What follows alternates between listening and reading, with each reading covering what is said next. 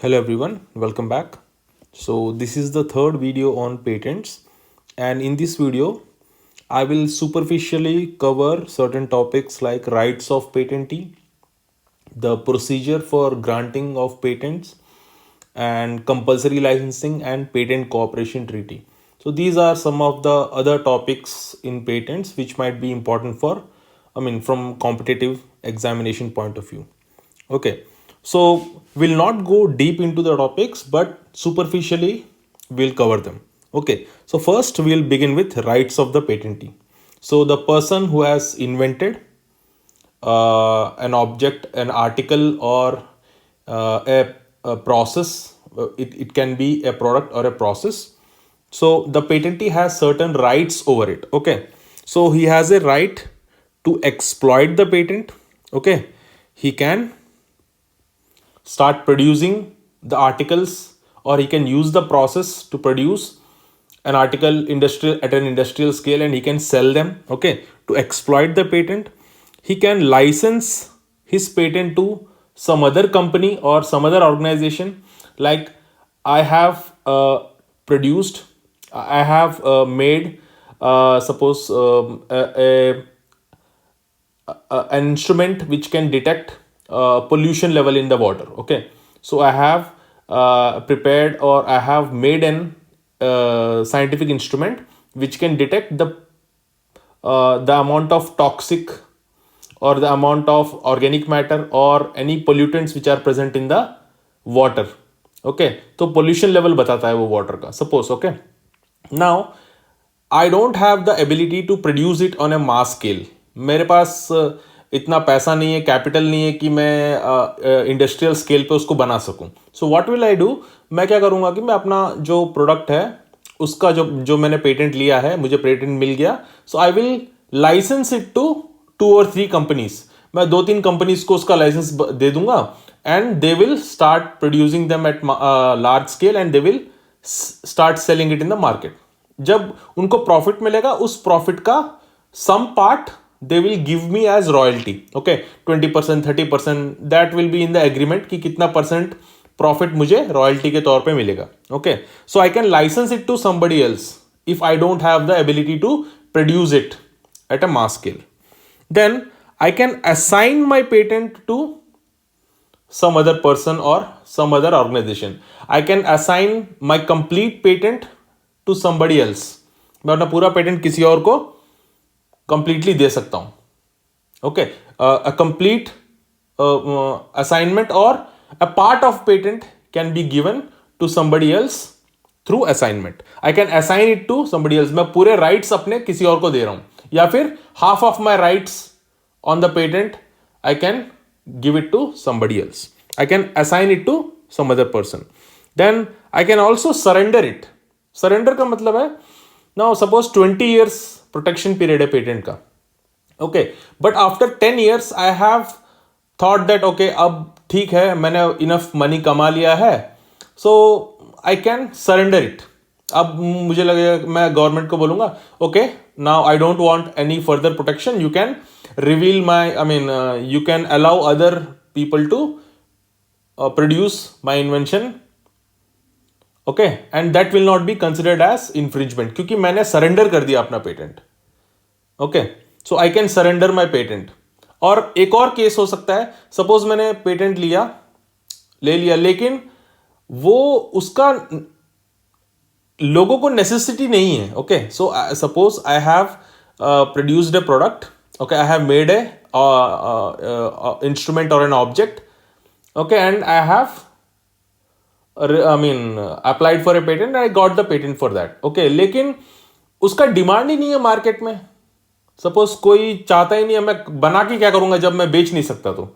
So in that case also, after seeing that there is no need for that product in the market and there is no demand, I can ultimately surrender it. तो चलो ठीक है, जरूरत नहीं है, क्योंकि patent को maintain करने के लिए यू हैव टू पे द फीस. ऐसा नहीं है कि तुमने एक बार पेटेंट ले लिया तो हो गया तुम्हारा. नहीं, तुमको पेटेंट को मेंटेन करने के लिए यू हैव टू पे द फीस. प्रोटेक्शन दे रहे हैं ना, तो तुमको फीस भरना पड़ता है. अगर तुम्हारा फीस ज्यादा भर रहे हो और तुमको प्रॉफिट ही नहीं मिल रहा है कुछ भी, सो इफ यूर करोड़ों में प्रॉफिट मिल रहा है तो थोड़ा सा फीस देने में पेटेंट को मेंटेन करने के लिए कुछ जाएगा नहीं, लेकिन तुम हजारों रुपए फीस में दे रहे हो लेकिन तुमको कुछ प्रॉफिट ही नहीं मिल रहा है, तो ये तो अननेसेसरी बर्डन हो गया तुम्हारे ऊपर. So in that case also you can surrender it. जब तुमको लगता है कि यार फीस ज्यादा हो रहा है और मैं बेच नहीं पा रहा अपने प्रोडक्ट को, कुछ प्रॉफिट नहीं मिल रहा है, तो क्यों मैं पेटेंट को रख के क्या करूंगा, then also you can surrender it. Last right जो है, this is to sue for the infringement of the patent if somebody else is exploiting your patent.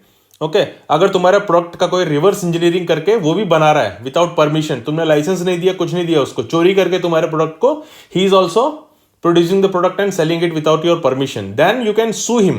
Okay, because you have the right over this patent, this invention. तुम्हारा right है इसके ऊपर.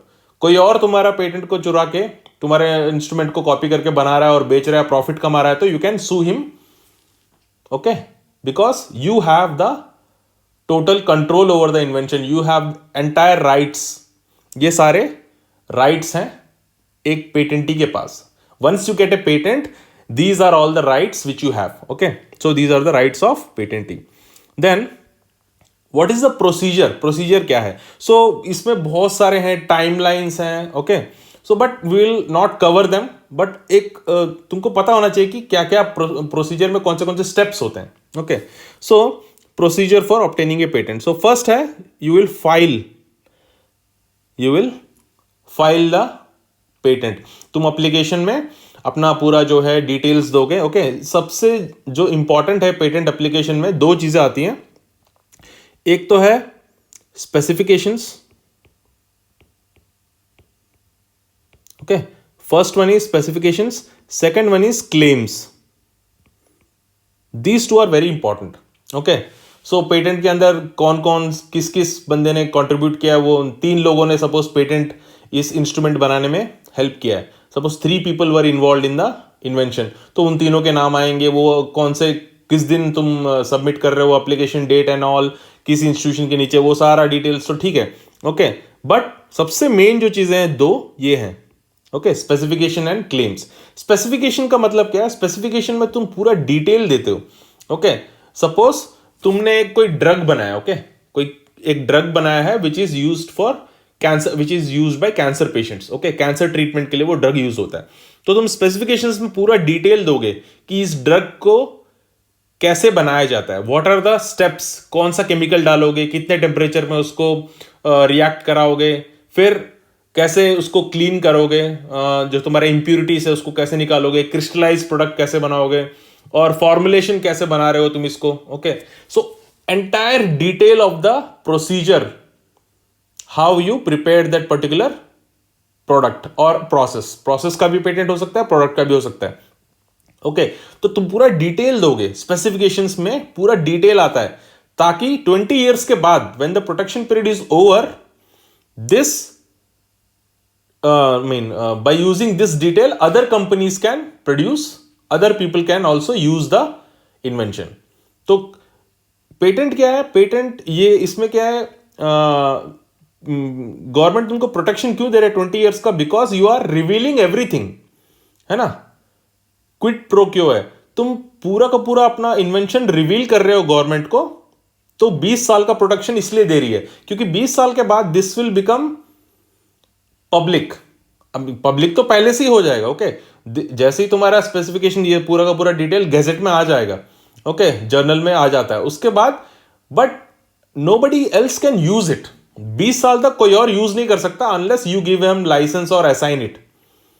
Okay, 20 साल के बाद कोई भी यूज कर सकता है. सो यूज करने के लिए उनके पास पूरा प्रोसीजर वो सब होना चाहिए ना. तो स्पेसिफिकेशंस में वो पूरा डिटेल्स आते हैं, तुम कैसे कैसे बनाओगे इस ड्रग को, क्या क्या करोगे, वो पूरा स्पेसिफिकेशंस इसमें. लेकिन सारे कंपनीज जो है ना, जो भी ड्रग फार्मास्यूटिकल कंपनी से, वो लोग क्या करते हैं, पूरा सही सही डिटेल नहीं देते. थोड़ा बहुत तो वो लोग इसमें एक्सक्लूड कर देते हैं. चालाक है. वैसे देना तो चाहिए, ऑनेस्टली सारा डिटेल्स देना चाहिए, लेकिन कुछ कुछ वो लोग स्किप कर देते हैं ताकि वो एकदम एग्जैक्ट रिप्लिका ना बना सके. ओके, अगर मैं कंपनी हूं, एक्स कंपनी, मैं नहीं चाहूंगा कि मैं पूरा डिटेल बता दूं ताकि 20 साल के बाद ये मेरे कॉम्पिटिटर्स बन जाएं. 20 साल के बाद ही मेरा प्रोडक्ट ही अच्छा रहे, इसलिए मैं थोड़े डिटेल्स को स्किप कर देता हूं. ऐसा करती है कंपनीज. ओके, जनरली नहीं करना चाहिए, डिटेल्स पूरा देना चाहिए, but still companies do it. Okay, तो स्पेसिफिकेशन में सारे डिटेल्स होते हैं उसके। देन क्लेम्स, क्लेम्स बहुत इंपॉर्टेंट है। क्लेम्स में क्या है, तुम किस चीज को प्रोटेक्ट करना चाहते हो। ओके जो तुम्हारा पूरा इन्वेंशन है, स्टेप वाइज स्टेप्स में है, तुमने इन्वेंशन को बनाया है, तो उसमें क्या क्या चीज तुम बोलोगे ये एक्स जो है ये वाला हम लोग क्लेम कर रहे हैं कि इसको प्रोटेक्ट करना है, क्योंकि बाकी लोग भी सिमिलर प्रोसेस को यूज करके कुछ अपना अपना अलग अलग ड्रग्स बनाया होगा, लेकिन तुम्हारा ये वाला जो स्टेप जो है, this third step is very unique. Suppose तुमने 10 स्टेप्स में ड्रग बनाया है, तो तीसरा वाला स्टेप ये तुम्हारा यूनिक प्रोसेस है। ये यूनिक स्टेप है, तो तुम अपने क्लेम से बोलोगे कि we want to protect this particular thing. तो क्लेम्स में तुम जो जो 3-4 चीजों को प्रोटेक्ट करना चाहते हो, वो 3-4 चीजों का तुमको क्लेम्स भी देना पड़ता है। We want to protect this this and this under our invention. हमारे इन्वेंशन में ये 3 चीजें हम लोग प्रोटेक्ट करना चाहते हैं, वो क्लेम्स में। किस चीज को तुम प्रोटेक्ट करना चाहते हो वो क्लेम्स में दिया जाता है। पूरा इन्वेंशन का जो डिटेल्स है वो स्पेसिफिकेशंस में आती है। तो specification and claims, these are most important things in the patent application. उसके बाद जब तुम अप्लाई करोगे, पेटेंट एप्लीकेशन दोगे, तो एग्जामिनर जो है, जो तुम्हारा एप्लीकेशन को चेक करेंगे, वो लोग प्रायर आर्ट ये सब देखेंगे कि तुम्हारा इन्वेंशन कहीं ऑलरेडी नोन तो नहीं है लोगों को, है ना। So it should be new, invention should be new, it should be industrially applicable, industrial scale में तुम बना सकते हो, and it should have inventive step. 3 condition है पेटेंट के लिए। तो वो लोग, अगर एग्जामिनर को लगता है कि ये ऑलरेडी नोन है, या फिर तुम्हारा पेटेंट दूसरे किसी और ऑलरेडी किसी को पेटेंट मिला है एक्स बंदे को, और तुम्हारा पेटेंट है वाई, तुमने अप्लाई किया है, अगर ये दूसरे बंदे के पेटेंट को थोड़ा सा इन्फ्रिंज कर रहा है, ओवरलैपिंग है, तो बोलेगा ओके ये एक तुम निकाल दो, ये क्लेम्स को तुम हटा दो, क्योंकि ये ऑलरेडी इस बंदे ने ले लिया है, उसके साथ ओवरलैप हो रहा है। तो तुम अमेंड कर सकते हो अपने पेटेंट एप्लीकेशन को। तो तुम ये क्लेम हटा दोगे बेस्ड ऑन द रिकमेंडेशन, कि वो बोलेगा एग्जामिनर की ये हटा दो, क्योंकि ये दूसरे बंदे ने ऑलरेडी क्लेम किया, या फिर उनके प्रोसेस से मैच करता है, तो ये ऑलरेडी प्रोटेक्टेड है, तो तुम ये यूज नहीं कर सकते क्लेम, तुम क्लेम में ये चीजें नहीं दे सकते। सो यू कैन अमेंड इट, या फिर तुम बाद में किसी और बंदे का नाम ऐड करना चाहते हो, या फिर किसी का नाम निकालना चाहते हो पेटेंट एप्लीकेशन से, वो सारी चीजें अमेंडमेंट में आ जाती हैं। So you can amend the application. Okay, then potential infringement and controllers powers, यानी अगर तुम्हारा पेटेंट जो है वो किसी और के राइट्स को इन्फ्रिंज कर रहा है, ओके, सो उस केस में they will ask you to remove those things और अमेंड दोस थिंग्स। तो उसमें कंट्रोलर के पावर्स उसके पास क्या क्या है, और अगर तुम्हारा एप्लीकेशन इन्फ्रिंज कर रहा है किसी और के राइट्स को, तो वो चीजों को मॉडिफाई करने का पावर कंट्रोलर के पास होता है। Okay, then opposition to grant of patent. अगर मैं पेटेंट अप्लाई कर रहा हूं और किसी और को लगता है कि मैंने ये पेटेंट चुराया है किसी से, या फिर इस पेटेंट में मैंने ये पेटेंट देना ही नहीं चाहिए क्योंकि ऑलरेडी पब्लिक को पता है, okay, this is nothing new, this is already there in the public domain, so anybody can file opposition to the grant of patent. अगर मैंने अप्लाई किया तो कोई और दूसरा बंदा आके अपोज कर सकता है कि इसको पेटेंट मत दो, ये तो ऑलरेडी किसी किसी से चुराया है, या फिर ये ऑलरेडी पब्लिक को पता है बोल के। ओके, सो ऑपोजिशन जो है 2 तरह का ऑपोजिशन होता है, एक तो pre grant and post grant, यानी पेटेंट मिलने से पहले अपोज कर सकते हैं, या पेटेंट मिलने के बाद, once you are given patent उसके बाद भी अपोज कर सकता है कोई। ओके, तुमने पेटेंट फाइल कर दिया, फाइल करने के बाद क्या होता है, पेटेंट एप्लीकेशन तुम्हारे जर्नल में पब्लिश होता है, गैजेट में पब्लिश होता है। पब्लिश होने के बाद anybody can file an opposition कि ये इसको पेटेंट नहीं मिलना चाहिए, ये तो मेरा इन्वेंशन है, ऐसे कैसे तुम किसी और ने फाइल कर दिया। So he can go to the controller, he can file an application saying that this invention should not be given a patent because this thing is infringing my rights। या तो ये मेरा इन्वेंशन है, कोई और आके पेटेंट अप्लाई कर रहा है, या फिर इसने चुराया है, या फिर ये ऑलरेडी पब्लिक को पता है। सो ऐसी चीजों को पेटेंट नहीं देना चाहिए बोल के वो लोग अप्लाई कर सकते हैं। So pre grant, before I am granted a patent, anybody can go and oppose the application. दूसरा है पोस्ट ग्रांट, मुझे पेटेंट मिल गया, पेटेंट मिलने के बाद भी उसके पास चांस है कि वो अपोज करे कि ऐसे कैसे पेटेंट दे दिया, ये तो किसी और का इन्वेंशन है, या फिर ये क्या बोलते हैं, इसने चुराया है किसी से। So on there are several grounds on those, even opposition, you can oppose the patent even after it is granted. Pre grant opposition and post grant opposition section 25 के अंदर आता है. ओके, प्री ग्रांट ऑपोजिशन भी है, post grant opposition भी है. Patent मिलने से पहले, पेटेंट मिलने के बाद भी तुम अपोज कर सकते हो. So these are the things under the procedure for obtaining the patent. तो इसको हम लोग एक स्कीमेटिक डायग्राम में देख लेते हैं क्या क्या होता है. सो suppose I have applied for a patent. मैंने पेटेंट के लिए अप्लाई कर दिया. अप्लाई करने के बाद ओके, जैसे ही मैं अप्लाई करता हूं, मेरा एप्लीकेशन देता हूं, अप्लाई करने के बाद that application will be printed in the journal और ऑफिशियल गजेट. तो उसमें पब्लिश होगा. ओके, तो पब्लिश करने के लिए 18 महीने का टाइम है. Okay, within 18 months it will be published. ऐसा नहीं है कि 18 महीने लेगा ही लेगा. No, it may be published within 2 months और 3 मंथ्स और 4 मंथ्स, कभी भी हो सकता है, बट मैक्सिमम 18 मंथ्स के अंदर अंदर वो पब्लिश होगा. ओके, आफ्टर पब्लिकेशन के बाद I can request for examination. Okay, so ऐसा नहीं है कि मैं पहले रिक्वेस्ट नहीं कर सकता. सपोज मैंने आज के डेट में, सपोज मैंने दिसंबर में अप्लाई किया है, दिसंबर 20th या दिसंबर 21st को मैंने अप्लाई किया. सो मैं जाकर जनवरी अगले साल, यानी 1 हफ्ते या 2 हफ्ते के बाद मैं इमीडिएटली बोल सकता हूं कि इसको एग्जामिन करो. Okay, I may not have to wait till publication होने तक वेट करने की जरूरत नहीं है. I can go within a month and ask for examination of my patent application. Okay, but examination करने के, रिक्वेस्ट करने का तुम्हारे पास कितना टाइम है? 4 साल. विद इन 48 मंथ्स के अंदर अंदर you have to request for examination of your patent application. उसके बाद फिर अगर तुम 4 साल हो गया और तुमने एग्जामिनेशन के लिए रिक्वेस्ट नहीं किया तो तुम्हारा पेटेंट एप्लीकेशन रिजेक्ट हो जाएगा. Okay, so within 48 months of filing the application you have to request for examination कि मेरे एप्लीकेशन को आप पेटेंट के लिए एग्जामिन करो. ओके, एंड अप्लाई करने के 18 महीने के अंदर अंदर तुम्हारा एप्लीकेशन पब्लिश हो जाएगा गैजेट के अंदर. ओके, जर्नल और ऑफिशियल गैजेट के अंदर पब्लिश हो जाएगा. Then I have to request for examination within 48 months, otherwise it will be rejected. तो मेरे पास 4 साल का टाइम है, मैं एग्जामिनेशन के लिए कभी भी रिक्वेस्ट कर सकता हूं. Okay, I can request within a week. पहले मैंने अप्लाई किया, अप्लाई करने के 1 हफ्ते के बाद ही मैं एग्जामिनेशन के लिए बोल सकता हूं, करो मेरा एग्जामिन करो बोल के. तो मुझे 4 साल तक वेट करने की जरूरत नहीं है, बट मैक्सिमम 4 years का पीरियड है. ओके, देन एक और चीज है यहां पर, no patent will be granted within 6 months.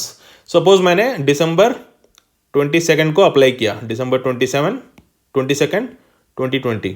तो मैंने दिसंबर 22 को अप्लाई किया और 6 months के अंदर अंदर मुझे पेटेंट नहीं मिलेगा. 6 months के बाद ही मिलेगा अगर पेटेंट मिलेगा तो. 6 महीने के अंदर अंदर पेटेंट कभी भी किसी को ग्रांट नहीं होता है. Okay, within 6 months no patent will be granted. 6 महीने के बाद ही होगा जो भी होगा. ओके, तो 6 महीने तक तो पेटेंट किसी को मिलता ही नहीं है. Okay, it can take longer time but not before 6 months. तो एग्जामिनेशन के लिए मैं रिक्वेस्ट करूंगा. सो एग्जामिनेशन होगा मेरा patent application. Okay, so patent application जब एग्जामिनेशन होगा, एग्जामिनेशन होने के बाद वो लोग चेक करेंगे कि प्रायर आर्ट के साथ दे विल चेक इट कि ये पहले किसी को पता तो नहीं है और इससे पहले जो पब्लिकेशन है इस इन्वेंशन का कहीं मेंशन तो नहीं है. वो सारा चीज चेक करेंगे whether there is an inventive step, कुछ नया है पहले के इन्वेंशन से. Okay, so after examination first examination report will be generated. Okay, so first examination report आएगा.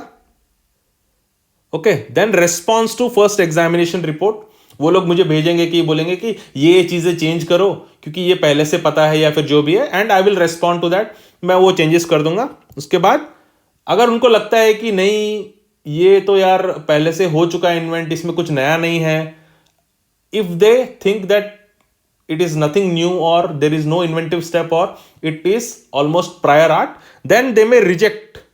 Okay, वो मेरा पेटेंट रिजेक्ट कर सकते हैं. अगर उनको लगता है कि हाँ ये जो इन्वेंशन है it qualifies all the requirements, then they can forward my application and they will grant the patents. मुझे पेटेंट मिल जाएगा. Okay, then issuance of certificate, मुझे सर्टिफिकेट मिल जाएगा. राइट, जो opposition to grant of patent है, suppose कोई और मेरे पेटेंट एप्लीकेशन को अपोज करना चाहता है, तो उसके पास पब्लिकेशन, एक बार ऑफिशियल गजट में पब्लिश हो गया, पब्लिकेशन होने के बाद से पेटेंट मिलने तक का टाइम है, it can take months, year, 2-3 साल भी लग सकते हैं, बहुत टाइम लग सकता है इसमें। तो उसके पास इतना पूरा टाइम है पब्लिकेशन से शुरू करके पेटेंट मुझे मिलने तक, सर्टिफिकेट मिलने तक का टाइम है उसके पास प्री ग्रांट ऑपोजिशन के लिए।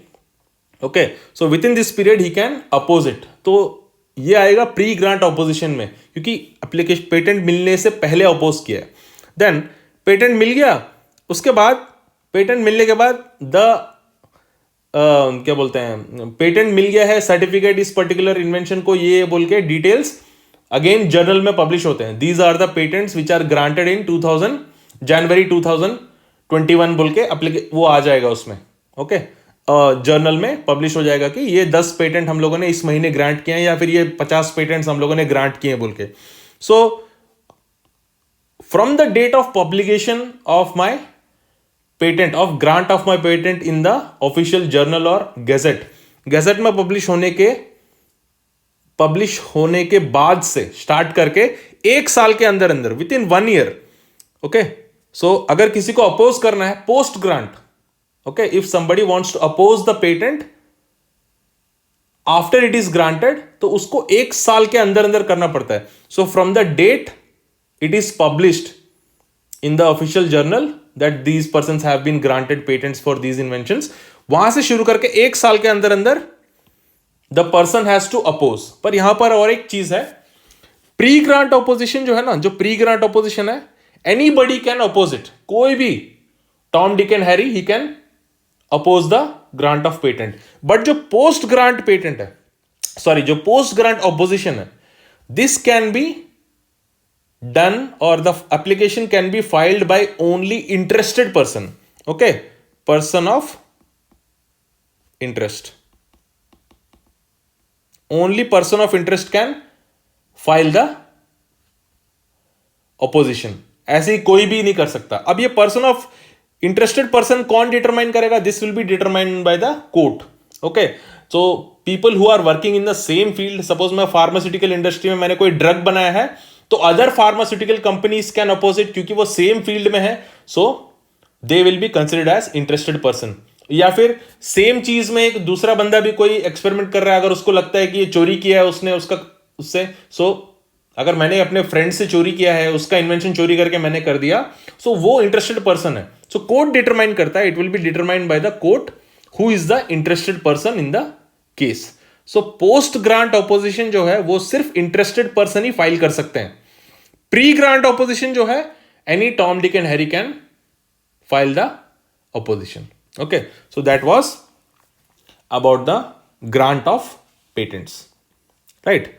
So will stop the lecture here, हम लोग यहां पर रुक देते हैं, and will continue with the compulsory licensing in the next video. Okay, so thank you very much. Goodbye.